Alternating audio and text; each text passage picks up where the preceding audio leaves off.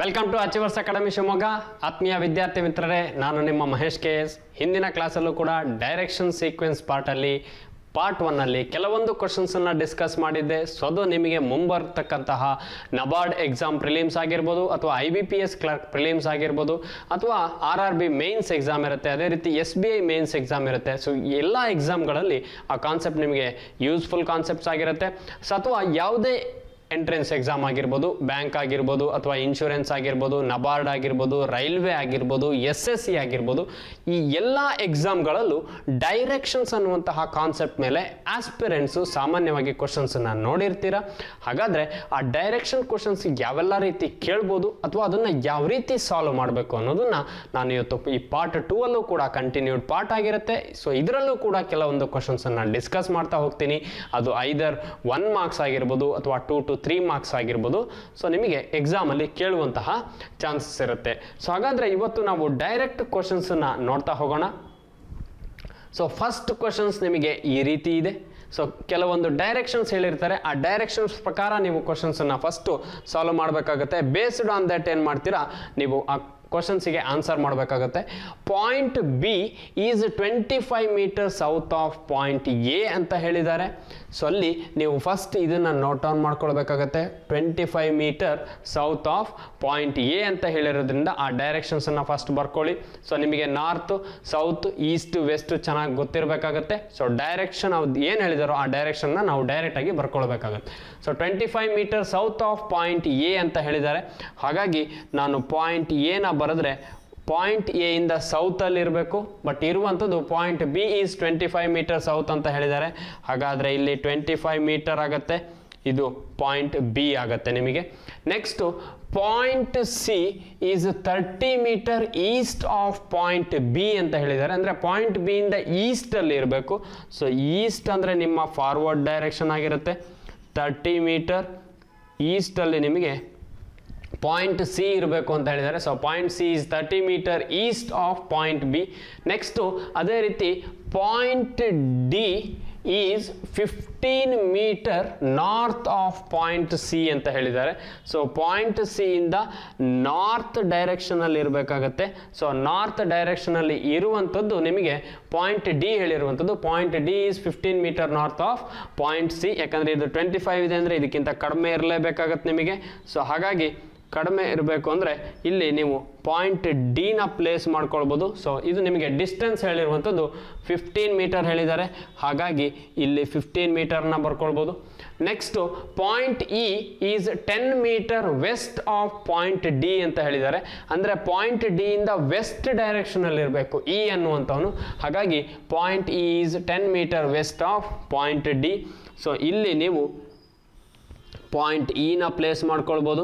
So ಇವನು 10 metre ಡಿಸ್ಟೆನ್ಸಲ್ಲಿ ಇರ್ತಾನೆ, ಅಂದರೆ D ಇಂದ ವೆಸ್ಟಿಗೆ ಇರ್ತಾನೆ ಅವನು. ಅದನ್ನೇ ಅವ್ರು ಹೇಳಿರೋದು point E is 10 metre west of point D ಇಂದ ವೆಸ್ಟಿಗೆ ಇರಬೇಕು.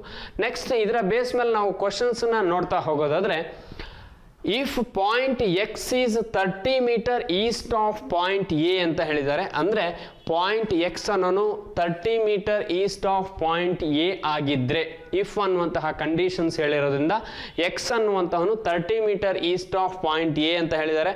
ಹಾಗಾದರೆ ಪಾಯಿಂಟ್ A ಇಲ್ಲಿದ್ದಾನೆ ಅಂದರೆ ಇವನಿಂದ 30 ಮೀಟರ್ ಈಸ್ಟ್ ಅಂದರೆ ಪಾಯಿಂಟ್ X ಇಲ್ಲಿಗೆ ಬರ್ತಾರೆ.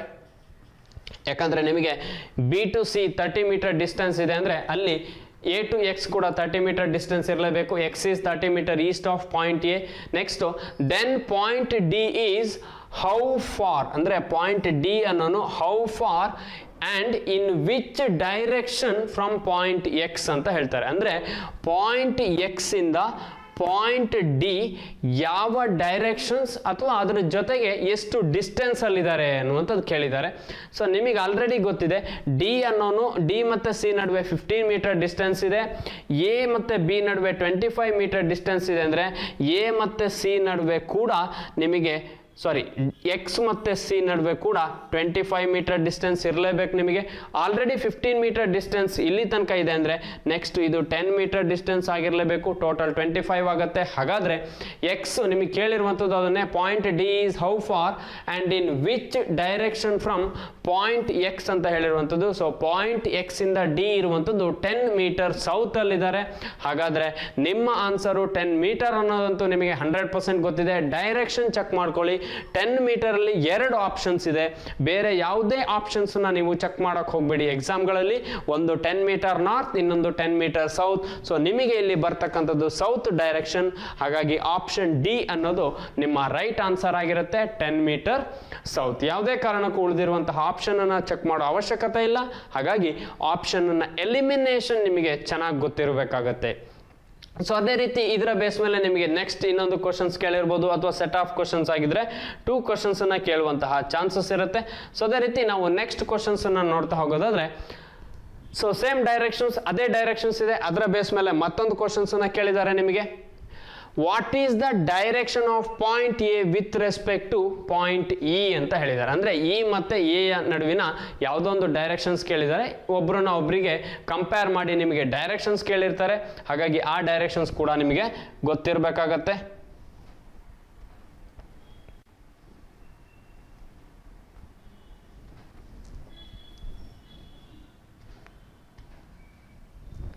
ಸೊ ಇಲ್ಲಿ ಹೇಳಿರುವಂಥದ್ದು what is the direction. So what is the direction of point A with respect to point E ಅಂತ ಹೇಳಿದ್ದಾರೆ. ಅಂದ್ರೆ ಪಾಯಿಂಟ್ ಇಗೆ ಪಾಯಿಂಟ್ ಎ ಯಾವ ಡೈರೆಕ್ಷನ್ ಅಲ್ಲಿ ಇದ್ದಾರೆ ಅಂತ. ಸೊ ನಿಮಗೆ ಪಾಯಿಂಟ್ ಎ ಅಂದ್ರೆ ಇಲ್ಲಿ ಇವರು ಪಾಯಿಂಟ್ ಇ ಮತ್ತೆ ಡಿ ನಡುವೆ ನಿಮಗೆ 10 ಮೀಟರ್ ಡಿಸ್ಟೆನ್ಸ್ ಬಂದಿದೆ. ಬಟ್ ಇ ಮತ್ತೆ 10 ನಡುವೆ 10 ಮೀಟರ್ ಡಿಸ್ಟೆನ್ಸ್ ಬಂದರೂ ಕೂಡ ನಿಮಗೆ ಪಾಯಿಂಟ್ ಎಕ್ಸ್ ಇರುವಂಥದ್ದು. ಹಾಗಾಗಿ ಪಾಯಿಂಟ್ ಎ ಮತ್ತೆ ಇ ನಿಮಗೆ ಸ್ಟ್ರೈಟ್ ಲೈನಲ್ಲಂತೂ ಬರೋದಿಲ್ಲ. ಹಾಗಾಗಿ ಈ ಕಾನ್ಸೆಪ್ಟ್ ನಿಮಗೆ ಚೆನ್ನಾಗಿ ಗೊತ್ತಿರಬೇಕಾಗತ್ತೆ. ಯಾಕಂದ್ರೆ ಸ್ಟ್ರೈಟ್ ಡೈರೆಕ್ಷನ್ ಯಾವುದಾದಿದೆ, ನಾರ್ತ್ ಮತ್ತೆ ವೆಸ್ಟ್ ಸ್ಟ್ರೈಟ್ ಡೈರೆಕ್ಷನ್ಸ್ ಇದೆ, ಅದೆರಡನ್ನ ನೀವು ಫಸ್ಟ್ ಸ್ಕಿಪ್ ಮಾಡ್ಕೋಬೇಕಾಗತ್ತೆ.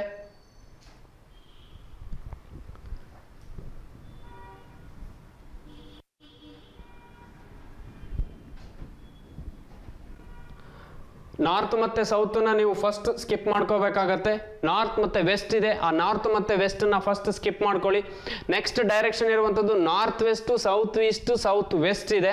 ಸೊ ಎ ಇಲ್ಲಿದ್ದಾನೆ, ಇ ಇಲ್ಲಿದ್ದಾನೆ ಅಂದ್ರೆ ನಿಮಗೆ ಇದೇ ಡೈರೆಕ್ಷನ್ ಅಲ್ಲಿ ಅವರು ಡೈರೆಕ್ಷನ್ಸ್ ಇರುತ್ತೆ. ಹಾಗಾಗಿ ಕೇಳಿರುವಂತದ್ದು direction of A with respect to E. ಈಗ ಎ ಯಾವ ಡೈರೆಕ್ಷನ್ ಅಲ್ಲಿ ಇದ್ದಾನೆ ಅಂತ. ಸೊ ಈಗ ಎ ಇರುವಂತದ್ದು ನಾರ್ತ್ ವೆಸ್ಟ್ ಡೈರೆಕ್ಷನ್ ಅಲ್ಲಿ ಇದ್ದಾನೆ. ಹಾಗಾಗಿ ಆಪ್ಷನ್ ಬಿ ನಾರ್ತ್ ವೆಸ್ಟ್ ಅನ್ನೋದು ನಿಮ್ಮ ರೈಟ್ ಆನ್ಸರ್ ಆಗಿರುತ್ತೆ. ಸೊ ಹಾಗಾಗಿ ಈ ರೀತಿ ನಿಮಗೆ ಕ್ವಶನ್ಸ್ ಕೇಳಿದಾಗ, ಡೈರೆಕ್ಷನ್ಸ್ ಕೇಳಿದಾಗ ವಿತ್ ರೆಸ್ಪೆಕ್ಟ್ ಕೂಡ ಚೆಕ್ ಮಾಡ್ಕೊಳ್ಳಿ. ಸೊ ಯಾವುದೇ ರೀತಿಯ ಕನ್ಫ್ಯೂಷನ್ ಇರೋದಿಲ್ಲ, ಯಾಕಂದ್ರೆ ಅವರು ಯಾವ ಪೊಸಿಷನ್ ಇಂದ ಹೇಳಿರ್ತಾರೆ ಅದು ಕೂಡ ನಿಮಗೆ ಇಂಪಾರ್ಟೆಂಟ್ ಆಗ್ತಾ ಹೋಗುತ್ತೆ. ಸೊ ಅದೇ ರೀತಿ ನಾವು ನೆಕ್ಸ್ಟ್ ಕ್ವಶನ್ಸ್ ನೋಡ್ತಾ ಹೋಗೋದಾದ್ರೆ, ಸೊ ಅಗೈನ್ ನಿಮಗೆ ಇಲ್ಲಿ ಡೈರೆಕ್ಷನ್ಸ್ ಮತ್ತೆ ಚೇಂಜ್ ಇದೆ. ಸೊ ಫಸ್ಟ್ ಡೈರೆಕ್ಷನ್ ಬೇಸ್ ಮೇಲೆ 2 ಕ್ವಶನ್ಸ್ ಅನ್ನ ಕೇಳಿದ್ರು, ಮತ್ತೊಂದು ಡೈರೆಕ್ಷನ್ ಬೇಸ್ ಮೇಲೆ ಮತ್ತೆರಡು ಕ್ವಶನ್ಸ್ ಇರುತ್ತೆ.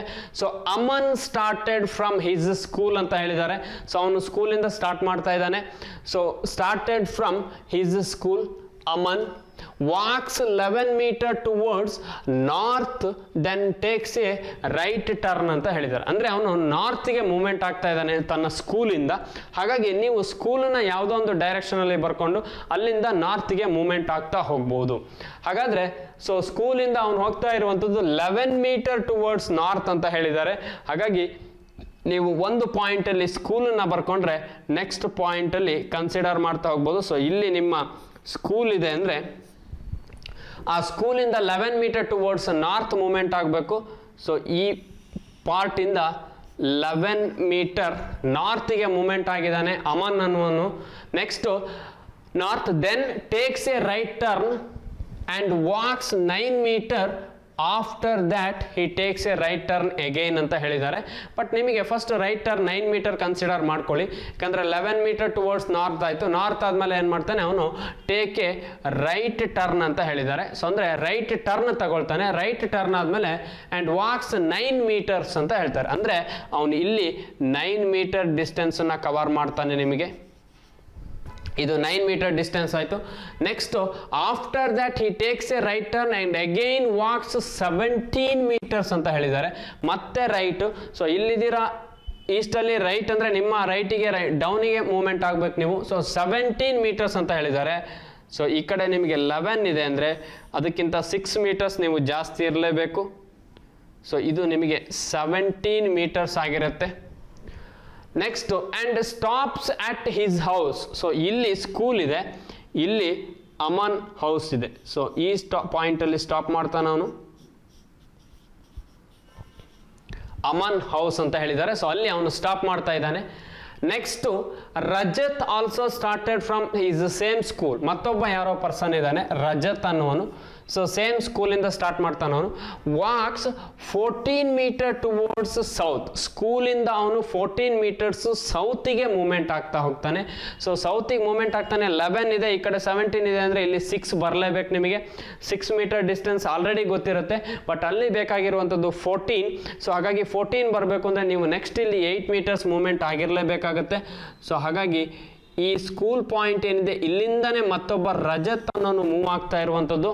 ಸೊ ರಜತ್ ಅನ್ನೋನು ಫಸ್ಟ್ ಮೂವ್ ಆಗಬೇಕಾದ್ರೆ 14 ಮೀಟರ್ಸ್ ಸೌತಿಗೆ ಮೂವ್ ಆಗ್ತಾನೆ ಅವನು. ಸೊ 14 ಮೀಟರ್ಸ್ ಟೋಟಲ್ ಡಿಸ್ಟೆನ್ಸ್ ಇರುತ್ತೆ ಇದು ನಿಮಗೆ. 14 ಮೀಟರ್ ಸೌತಿಗೆ ಮೂವ್ ಆಗಿದ್ದಾನೆ.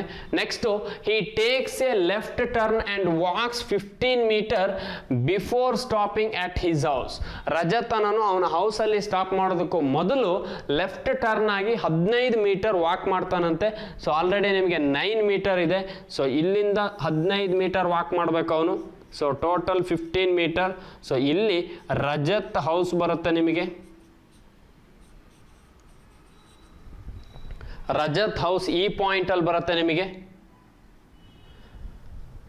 ಸೊ ಇದು ನಿಮ್ಮ ಡೈರೆಕ್ಷನ್ಸ್. ಆಸ್ ಪರ್ ಡೈರೆಕ್ಷನ್ಸ್ ಪ್ರಕಾರ ನೆಕ್ಸ್ಟ್ ಕ್ವಶನ್ಸ್ ನೋಡ್ತಾ ಹೋಗೋದಾದ್ರೆ, what is the directions of school with and Aman's house ಅಂತ ಕೇಳಿದ್ದಾರೆ. ಸೊ ಹಾಗಾದ್ರೆ direction of school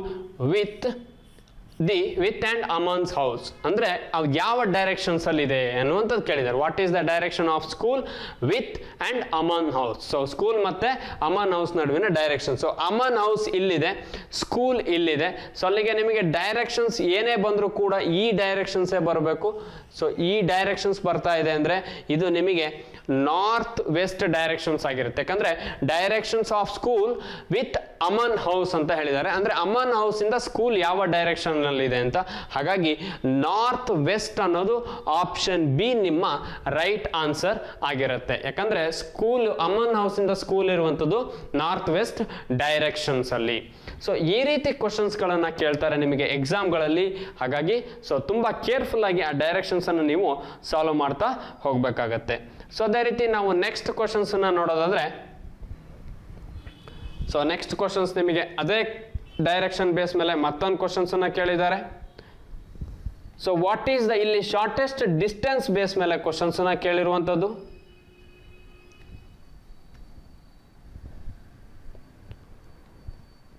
so same direction base ಮೇಲೆ ಮತ್ತೊಂದು ಕ್ವಶನ್ ಇದೆ. What is the shortest distance between Rajat house and Aman house ಅಂತ ಹೇಳಿದ್ದಾರೆ. ಅಂದ್ರೆ ರಜತ್ ಮತ್ತೆ ಅಮನ್ ಹೌಸ್ ನಡುವಿನ ಶಾರ್ಟೆಸ್ಟ್ ಡಿಸ್ಟೆನ್ಸ್ ಏನಾಗಿರುತ್ತೆ. ಸೊ ಎಕ್ಸಾಮ್ ಅಲ್ಲಿ ತುಂಬಾ ಕೇರ್ಫುಲ್ ಆಗಿರಿ. ಈ ಶಾರ್ಟೆಸ್ಟ್ ಡಿಸ್ಟೆನ್ಸ್ ಬೇಸ್ ಮೇಲೆ ನಿಮಗೆ ಒಂದು ಕ್ವಶನ್ಸ್ ಕೇಳ್ತಾರೆ, ಸೆಟ್ ಆಫ್ ಕ್ವಶನ್ಸ್ ಕೇಳಿದಾಗ. ಸೊ ಕೇಳಿರುವಂತದ್ದು shortest distance between Rajat house and Aman house. ಅವರಿಬ್ಬರ ಹೌಸ್ ಏನಿದೆ ಅದರ ನಡುವಿನ ಶಾರ್ಟೆಸ್ಟ್ ಡಿಸ್ಟೆನ್ಸ್ ಏನು ಅಂತ. ಸೊ ಹಾಗಾದ್ರೆ ಅಮನ್ ಹೌಸ್ ಇಲ್ಲಿದೆ, ರಜತ್ ಹೌಸ್ ಇರೋದಿಲ್ಲಿ. ಹಾಗಾದ್ರೆ ಇಲ್ಲಿಂದ ಇಲ್ಲಿಗೆ ಶಾರ್ಟೆಸ್ಟ್ ಡಿಸ್ಟೆನ್ಸ್ ಏನಾಗುತ್ತೆ ಅಂತ ಕೇಳಿದ್ದಾರೆ. ಸೊ ನಮಗೆ ಫಸ್ಟ್ ಈ ಡೈರೆಕ್ಷನ್ಸ್ ಗೊತ್ತಿರಬೇಕಾಗತ್ತೆ. ಯಾಕಂದ್ರೆ ಇಲ್ಲಿ ತನಕ ನಿಮಗೆ ಡೈರೆಕ್ಷನ್ಸ್ ಗೊತ್ತಿದೆ. ಅಮನ್ ಹೌಸ್ ತನಕ 17 ಮೀಟರ್ಸ್ ಅಂತ ಹೇಳಿದ್ದಾರೆ. ಸೊ 17 ಮೀಟರ್ಸ್ ಡೌನ್ ಆಗಿರುವಂಥದ್ದು. ಸೊ ನೆಕ್ಸ್ಟ್ ಸ್ಕೂಲ್ ಇದೆ. ಸೊ ಇಲ್ಲಿಂದ ರಜತ್, ಸೊ ಈ ಪಾಯಿಂಟ್ ಏನಿದೆ ಈ ಪಾಯಿಂಟ್ ಇಂದ ರಜತ್ ಸೌತ್ ವರ್ಡ್ ಮೂವ್ ಆಗ್ತಾ ಇರೋದು 14 ಮೀಟರ್. ಸೊ 14 ಮೀಟರ್ ಮೂವ್ ಆಗ್ತಾ ಇದ್ದಾನೆ ಅಂದ್ರೆ ಸೊ ಇಲ್ಲಿಂದ ಮೇಲೆ 11 ಮೀಟರ್ಸ್ ಇದೆ ಅಂದ್ರೆ ಸೊ ಈ ಸ್ಟ್ರೈಟ್ ಡೈರೆಕ್ಷನ್ಸ್ ಏನಿದೆ ಈ ಸ್ಟ್ರೈಟ್ ಡೈರೆಕ್ಷನ್ ಅಲ್ಲಿ 11 ಮತ್ತೆ 17 ನಡುವೆ ಡಿಫ್ರೆನ್ಸ್ ಮಾಡ್ಕೊಳ್ಳಿ. 17 ಮೈನಸ್ 11 ನಿಮಗೆ ಇಲ್ಲಿ 6 ಇರಲೇಬೇಕಾಗತ್ತೆ. ಸೊ ಅದು 6 ಆಯಿತು ಅಂದರೆ ಇಲ್ಲಿಂದ ಇಲ್ಲಿಗೆ ನಿಮಗೆ ಈ ಪಾಯಿಂಟಿಂದ, ಸೊ ಇಲ್ಲಿ ನೀವು ಯಾವ್ದಾದ್ರು ತಗೊಳ್ಳಿ, ಪಾಯಿಂಟ್ ಎ ಮತ್ತು ಪಾಯಿಂಟ್ ಬಿ ಅಂತ ತಗೊಂಡ್ರೆ ಇದೆರಡರ ನಡುವೆ 8 ಮೀಟರ್ ಡಿಸ್ಟೆನ್ಸ್ ಬರಬೇಕು ಅಂದರೆ ಸೊ ಇಲ್ಲೂ ಕೂಡ ಇ ಆ್ಯಂಡ್ ಎಫ್ ಅಂತ ತಗೊಳ್ತೀನಿ, ಇದು ಕೂಡ 8 ಆಗಿರುತ್ತೆ. ಯಾಕಂದರೆ ಸೇಮ್ ಡೈರೆಕ್ಷನ್ಸ್ ಬರುತ್ತೆ, ಹಾಗಾಗಿ 8 ಮೀಟರ್ಸ್ ಆಗಿರಬೇಕು. Next so total 9 metre distance ಇದೆ. ಇಲ್ಲಿಂದ ಇಲ್ಲಿಗೆ 15 ಅಂದ್ರೆ ಬಿ ಇಂದ ರಜತ್ ಹೌಸಿಗೆ 15 ಮೀಟರ್ಸ್ ಆದ್ರೆ ಸೊ ಅದರಲ್ಲಿ 9 ಮೀಟರ್ಸ್ ಅನ್ನ ಡಿಡಕ್ಟ್ ಮಾಡಿದ್ರೆ, ಯಾಕಂದ್ರೆ ಟೋಟಲ್ ಡಿಸ್ಟೆನ್ಸ್ ಆಗಿರೋದ್ರಿಂದ ಸೊ ಇಲ್ಲಿ ಇದು ಟೋಟಲ್ ಡಿಸ್ಟೆನ್ಸ್ ನಮಗೆ 15 ಆಗಿರುತ್ತೆ. ಸೊ 15 ಅಲ್ಲಿ ನಾವು 9 ಅನ್ನ ಮೈನಸ್ ಮಾಡಬೇಕಾಗತ್ತೆ, ಯಾಕಂದ್ರೆ ಸೇಮ್ ಡೈರೆಕ್ಷನ್ಸ್ ಇಲ್ಲೂ ಕೂಡ ನಿಮಗೆ ಬರ್ತಾ ಹೋಗುತ್ತೆ. ಇದು 9 ಮೀಟರ್ಸ್ ಆಗಿರುತ್ತೆ. ನೆಕ್ಸ್ಟ್ ಹಾಗಾದ್ರೆ 9 ಮೈನಸ್ ಮಾಡಿದ್ರೆ ನಿಮಗೆ ಈ ಕಡೆ 6 ಆಗುತ್ತೆ. ಸೊ ಅವರು ಕೇಳಿರುವಂಥದ್ದು shortest distance between Rajat house and Aman house, EF. ನಾನು ಇದನ್ನ G ಅಂತ ತಗೊಳ್ತೀನಿ. ಅಂದ್ರೆ E ಮತ್ತೆ G ನಡುವೆ ಇರುವಂತಹ ಶಾರ್ಟೆಸ್ಟ್ ಡಿಸ್ಟೆನ್ಸ್ ಏನು ಅಂತ ಕೇಳಿದ್ದಾರೆ. ಇಲ್ಲಿ ನಾವು ಪೈಥಾಗೋರಸ್ ಟ್ರಿಪ್ಲೆಟ್ ಅನ್ನು ಅಪ್ಲೈ ಮಾಡ್ತೀವಿ. EF ಅಥವಾ ನಮಗೆ ಬೇಕಾಗಿರೋದು EG square is equal to EF square plus FG square ಅಂತ. ಅಂದ್ರೆ ಅಲ್ಲಿ ಇರ್ತಕ್ಕಂತಹ ಎರಡು ಡಿಸ್ಟೆನ್ಸ್ ಏನಿದೆ 8 ಸ್ಕ್ವೇರ್ ಪ್ಲಸ್ 6 ಸ್ಕ್ವೇರ್, ಇದೆರಡನ್ನು ಆಡ್ ಮಾಡ್ತೀವಿ. 8 ಸ್ಕ್ವೇರ್ ಅಂದ್ರೆ ನಿಮಗೆ 64, 6 ಸ್ಕ್ವೇರ್ ಅಂದ್ರೆ 36. ಸೊ ಟೋಟಲ್ 100 ಬರುತ್ತೆ. 100 ಅನ್ನೋದು ನಿಮಗೆ 10 ಸ್ಕ್ವೇರ್ ಆಗಿರುತ್ತೆ. ಹಾಗಾಗಿ 8 ಮತ್ತೆ 6 ಬಂತು ಅಂದ್ರೆ ನೆಕ್ಸ್ಟ್ ಅಲ್ಲಿ 10 ಬಂದಿರಬೇಕು. ನೀವು ಚೆಕ್ ಮಾಡೋ ಅವಶ್ಯಕತೆನೇ ಇಲ್ಲ. ಸೊ ಅವರು ಕೇಳಿರುವಂತದ್ದು ಶಾರ್ಟೆಸ್ಟ್ ಡಿಸ್ಟೆನ್ಸ್. ಹಾಗಾದ್ರೆ ಇಲ್ಲಿ ಆಪ್ಷನ್ ಇರುವಂತದ್ದು ಆಪ್ಷನ್ ಡಿ ಮಾತ್ರ ನಿಮಗೆ 10 ಇದೆ. ಸೊ 10 ಅನ್ನುವಂಥದ್ದು ನಿಮ್ಮ ರೈಟ್ ಆನ್ಸರ್ ಆಗಿರಲೇಬೇಕು. So 10 metre is the shortest distance between Aman house and Rajat house. So ಈ ರೀತಿ ಕ್ವಶನ್ಸ್ ಅನ್ನು ಕೂಡ ಕೇಳ್ತಾರೆ ನಿಮಗೆ ಶಾರ್ಟೆಸ್ಟ್ ಡಿಸ್ಟೆನ್ಸ್ ಬೇಸ್ ಮೇಲೆ, ಹಾಗಾಗಿ ಅದು ಕೂಡ ಗೊತ್ತಿರಬೇಕಾಗತ್ತೆ. ಸೊ ಅದೇ ರೀತಿ ನಾವು ನೆಕ್ಸ್ಟ್ ಕ್ವಶನ್ಸ್ ನೋಡ್ತಾ ಹೋಗೋದಾದ್ರೆ, ಸೊ ಇಲ್ಲಿ ಯಾವುದೇ ರೀತಿಯ ನಿಮಗೆ ಡೈರೆಕ್ಷನ್ಸ್ ಇಲ್ಲ, ಸ್ಟ್ರೈಟ್ ಅವೇ ಕ್ವಶನ್ಸ್ ಅನ್ನ ಕೇಳಿದ್ದಾರೆ. ಹಾಗಾಗಿ ಡೈರೆಕ್ಟ್ ಆಗಿ ಕ್ವಶನ್ಸ್ ಅನ್ನ ನೋಡ್ತಾ ಹೋಗ್ಬೋದು. Ananya is 15 metre west of Ritika ಅಂತ ಹೇಳಿದ್ದಾರೆ. ಅಂದ್ರೆ ಅನನ್ಯ ಅವರು ರಿತಿಕಾದಿಂದ 15 ಮೀಟರ್ ವೆಸ್ಟ್ ಅಲ್ಲಿ ಇದ್ದಾರೆ. ಸೊ ಹಾಗಾಗಿ ಈ ಡೈರೆಕ್ಷನ್ಸ್ಗಳು ನಿಮಗೆ ಚೆನ್ನಾಗಿ ಗೊತ್ತಿರಬೇಕಾಗುತ್ತೆ. Ananya is 15 metre to the west of Ritika ಅಂತ ಹೇಳಿದ್ದಾರೆ. ಅಂದ್ರೆ ರಿತಿಕಾ ಅವರು ಎಲ್ಲೋ ಇದ್ದಾರೆ, ಆ ರಿತಿಕಾ ಅವರಿಂದ ಅನನ್ಯ ಅವರು 15 ಮೀಟರ್ ವೆಸ್ಟ್ ಅಲ್ಲಿ ಇರಬೇಕು. 15 metre to the west of Ritika ಅಂತ ಹೇಳಿರೋದ್ರಿಂದ ಸೊ ಈ ಡಿಸ್ಟೆನ್ಸ್ ಏನಿದೆ ಇದು 15 ಮೀಟರ್ಸ್ ಆಗಿರಬೇಕು. ಇಲ್ಲಿ ನಿಮಗೆ ಅನನ್ಯ ಇರಬೇಕು. Ananya is 15 metre west of Ritika. Next Ritika is 20 metre to the north of, ಇವರು 20 ಮೀಟರ್ ಡಿಸ್ಟೆನ್ಸ್ ನಾರ್ತ್ ಅಲ್ಲಿ ಇರಬೇಕು ರಿತಿಕಾ ಅವರು. ಯಾರಿಂದ ಅಂದ್ರೆ ಜೆನೆಲಿಯಾ. ಸೊ ನಾರ್ತ್ ಅಲ್ಲಿ ರಿತಿಕಾ ಅವರು 20 ಮೀಟರ್ ನಾರ್ತ್ ಅಲ್ಲಿ ಇರಬೇಕು ಅಂದ್ರೆ ಹಾಗಾದ್ರೆ ಜೆನೆಲಿಯಾ ಅವರು 20 ಮೀಟರ್ ಸೌತ್ ಅಲ್ಲೇ ಇರಬೇಕಾಗತ್ತೆ. ಹಾಗಾಗಿ ರಿತಿಕಾ ಅವರಿಂದ ಜೆನೆಲಿಯಾ ಅವರ ಡಿಸ್ಟೆನ್ಸ್ ಏನಿದೆ ಇದು ನಿಮಗೆ 20 ಮೀಟರ್ ಆಗಿರುತ್ತೆ. ಇಲ್ಲಿ ಜೆನೆಲಿಯಾ ಅವರು ಇರ್ತಾರೆ. Next Genelia is 12 metre to the east of Diksha ಅಂತ ಹೇಳ್ತಾರೆ. ಅಂದ್ರೆ ದೀಕ್ಷಾ ಅವ್ರು ಏನಿದ್ದಾರೆ, ದೀಕ್ಷಾ ಅವರ ಈಸ್ಟ್ ಇಂದ ಜೆನೆಲಿಯಾ ಅವರು 12 metre to the east of Diksha. So ಇಲ್ಲಿ 15 ಇದೆ ಅಂದ್ರೆ ಸೊ ಇವರು 12 ಮೀಟರ್ ಡಿಸ್ಟೆನ್ಸ್ ಅಲ್ಲೇ ಇರಬೇಕು. ಜೆನೆಲಿಯಾ ಅವರು 12 ಮೀಟರ್ ಡಿಸ್ಟೆನ್ಸ್ ಅಲ್ಲೇ ಇರಬೇಕು. ಯಾರಿಂದ ಅಂದ್ರೆ ದೀಕ್ಷಾ ಅವರಿಂದ ಈಸ್ಟ್ ಡೈರೆಕ್ಷನ್ ಅಲ್ಲಿ ಇರಬೇಕಾಗತ್ತೆ. ಇವರು ದೀಕ್ಷಾ ಅವರು ಇಲ್ಲಿ ಬಂದ್ರು ಅಂದ್ರೆ ನಿಮಗೆ Genelia is 12 metre east of Diksha. Diksha ಅವರಿಂದ ಈಸ್ಟ್ ಅಲ್ಲಿ 12 ಮೀಟರ್ ಡಿಸ್ಟೆನ್ಸ್ ಅಲ್ಲಿ ಇರ್ತಾರೆ ಇವರು. Next Faiza is 16 metre to the north of Diksha ಅಂತ ಹೇಳ್ತಾರೆ. ಸೊ ನಾರ್ತ್ ಅಂದ್ರೆ ಇಲ್ಲಿ ನಿಮಗೆ 16 ಮೀಟರ್ ಡಿಸ್ಟೆನ್ಸ್ ಅಲ್ಲಿ ಇರಬೇಕಾಗತ್ತೆ, ಯಾಕಂದ್ರೆ ಆ ಕಡೆ 20 ಇರೋದ್ರಿಂದ ನಿಮಗೆ ಇಲ್ಲಿ 16 ಮೀಟರ್ ಡಿಸ್ಟೆನ್ಸ್ ಅಲ್ಲಿ ಇರಬೇಕಾಗಿರೋದು. ಮತ್ತೊಬ್ರು ಫೈಜಾ ಅಂತ ಹೇಳ್ತಾರೆ. ಸೊ ಇಲ್ಲಿ ಡಿಸ್ಟೆನ್ಸ್ 16 ಮೀಟರ್ ಆಗಿರುತ್ತೆ. ಇವರು ಫೈಜಾ ಆಗಿರಬೇಕು. 16 metre to the north of Diksha. Diksha ಅವರಿಂದ ನಾರ್ತ್ ಇದ್ದಾರೆ. ಇಫ್ ಅನನ್ಯ ಹ್ಯಾಸ್ ಟು ಮೀಟ್ ಫೈಜಾ ಅಂತ ಹೇಳಿದ್ದಾರೆ. ಸೊ 16 ಮೀಟರ್ ಆಯ್ತು. Next Ananya has to meet Faiza.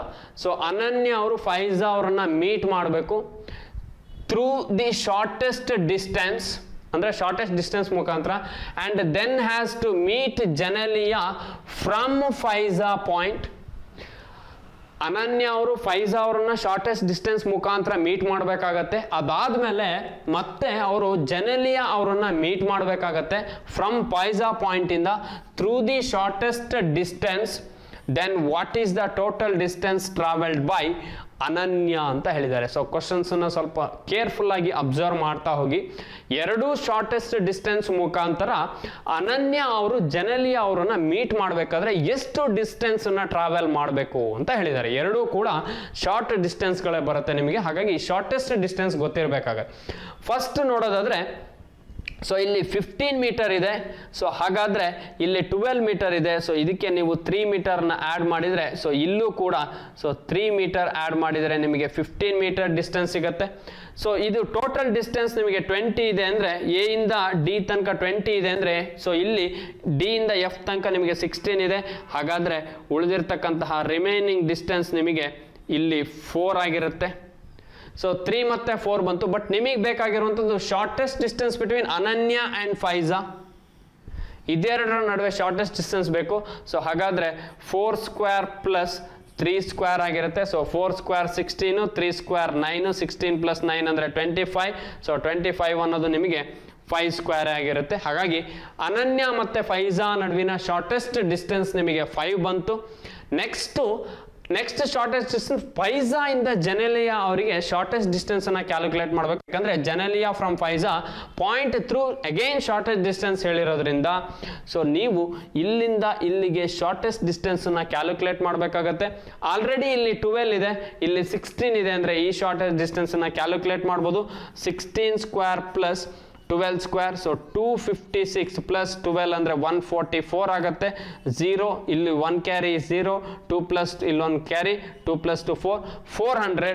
ಹಾಗಾದರೆ ಇಲ್ಲಿ 400 ಯಾವುದ್ರ ಸ್ಕ್ವೇರ್ ಅಂದರೆ ನಿಮಗೆ 20 ಸ್ಕ್ವೇರ್ ಆಗುತ್ತೆ. ಹಾಗಾದರೆ ಈ ಶಾರ್ಟೆಸ್ಟ್ ಡಿಸ್ಟೆನ್ಸ್ 20, ಇಲ್ಲಿ 5. ಬಟ್ ಕೇಳಿರುವಂಥದ್ದು ಅವರು what is the total distance travelled by ಅನನ್ಯ, ಅಂದರೆ ಅನನ್ಯ ಅವರು ಇಲ್ಲಿಂದ ಜೆನೆಲಿಯಾ ತನಕ ಎಷ್ಟು ಡಿಸ್ಟೆನ್ಸನ್ನು ಟ್ರಾವೆಲ್ ಮಾಡಬೇಕು. ಸೊ ಇದೆರಡನ್ನು ಆ್ಯಡ್ ಮಾಡ್ಕೊಳ್ಳಿ. 20 ಪ್ಲಸ್ 5, ಸೊ 25 ಮೀಟರ್ ಆಗಿರುತ್ತೆ. ಹಾಗಾಗಿ ಆಪ್ಷನ್ ಎ 25 ಮೀಟರ್ ಅನ್ನೋದು ನಿಮ್ಮ ರೈಟ್ ಆನ್ಸರ್ ಆಗಿರುತ್ತೆ. ಸೊ ಇಲ್ಲಿ 20 ಪ್ಲಸ್ 5 ಎರಡೂ ಶಾರ್ಟೆಸ್ಟ್ ಡಿಸ್ಟೆನ್ಸನ್ನು ಆ್ಯಡ್ ಮಾಡ್ಕೊಂಡಾಗ 25 ಮೀಟರ್ ಡಿಸ್ಟೆನ್ಸ್ ಬರುತ್ತೆ. ಸೊ ಹಾಗಾಗಿ ಆಪ್ಷನ್ ಎ 25 ಅನ್ನೋದು ನಿಮ್ಮ ರೈಟ್ ಆನ್ಸರ್ ಆಗಿರುತ್ತೆ. ಹಾಗಾಗಿ ಈ ರೀತಿ ಕ್ವಶನ್ಸ್ ಕೇಳಿದಾಗ ಸ್ವಲ್ಪ ಕೇರ್ಫುಲ್ ಆಗಿ ನೀವು ಸಾಲ್ವ್ ಮಾಡಬೇಕಾಗತ್ತೆ. ಅಥವಾ ಯಾವುದೇ ರೀತಿ ಕ್ವಶನ್ಸ್ ಬೇಕಾದರೂ ನಿಮಗೆ ಕೇಳ್ಬೋದು. ಅದೇ ರೀತಿ ನಮ್ಮದೇ ಆದಂತಹ ಟೆಲಿಗ್ರಾಮ್ ಚಾನಲ್ ಇರುತ್ತೆ ನಿಮಗೆ. ಸೊ ಅಲ್ಲೂ ಕೂಡ ನೀವು ನಮ್ಮೊಂದಿಗೆ ಜಾಯಿನ್ ಆಗ್ಬೋದು. ಸೊ ಮೆಟೀರಿಯಲ್ಸ್ ಅವೈಲಬಿಲಿಟಿ ಇರುತ್ತೆ. ಆ ಮೆಟೀರಿಯಲ್ಸನ್ನು ಕೂಡ ಯೂಸ್ ಮಾಡಿಕೊಂಡು ನೀವು ಮುಂಬರ್ತಕ್ಕಂತಹ ಎಕ್ಸಾಮ್ಗಳಿಗೆ ನಿಮ್ಮ ಪ್ರಿಪ್ರೇಷನನ್ನು ಬೂಸ್ಟಪ್ ಮಾಡ್ಬೋದು ಡೇ ಬೈ ಡೇ. ಅದೇ ರೀತಿ ನಮ್ಮದೇ ಆದಂತಹ ಯೂಟ್ಯೂಬ್ ಚಾನಲ್ ಆಗಿರ್ಬೋದು, ವಾಟ್ಸಪ್ ಗ್ರೂಪ್ ಆಗಿರ್ಬೋದು, ಅಥವಾ ಟೆಲಿಗ್ರಾಮ್ ಗ್ರೂಪ್ಗಳಿರುತ್ತೆ. ಸೊ ಅದಕ್ಕೂ ಕೂಡ ನೀವು ಜಾಯ್ನ್ ಆಗ್ಬೋದು. ಅಥವಾ ಯಾರಾದರೂ ಫಸ್ಟ್ ಟೈಮ್ ಯೂಟ್ಯೂಬ್ ಚಾನಲ್ನ ನೋಡ್ತಾ ಇದ್ರೆ ಸೊ ನೀವು ಸಬ್ಸ್ಕ್ರೈಬ್ ಮಾಡಿ, ಅದೇ ರೀತಿ ಬೆಲ್ ಬಟನನ್ನು ಕೂಡ ಕ್ಲಿಕ್ ಮಾಡಿ. ಯಾಕಂದರೆ ಮುಂಬರ್ತಕ್ಕಂತಹ ಕ್ಲಾಸ್ಗಳ ನೋಟಿಫಿಕೇಶನ್ಸ್ ನಿಮಗೆ ಸಿಗ್ತಾ ಹೋಗುತ್ತೆ. ಅದೇ ರೀತಿ ಯಾರೆಲ್ಲ ಈ ಕಾಂಪಿಟೇಟಿವ್ ಎಕ್ಸಾಮ್ಗಳಿಗೆ ಪ್ರಿಪೇರ್ ಆಗ್ತಾ ಇದ್ದೀರಾ, ಸೊ ಅದು ಯಾವ ಬ್ಯಾಂಕಿಂಗ್ ಆಗಿರ್ಬೋದು, ಇನ್ಶೂರೆನ್ಸ್ ಆಗಿರ್ಬೋದು, ರೈಲ್ವೆ ಆಗಿರ್ಬೋದು, SSC ಆಗಿರ್ಬೋದು, ಸೊ ನಿಮ್ಮೆಲ್ಲರಿಗೂ ಕೂಡ ಒಳ್ಳೆಯದಾಗಲಿ. Wish you all the best ಅಂತ ಹೇಳ್ತಾ ನಾನು ಇವತ್ತು ಕ್ಲಾಸನ್ನು ಕಂಪ್ಲೀಟ್ ಮಾಡ್ತಾ ಇದ್ದೀನಿ. Thank you for watching. Thank you.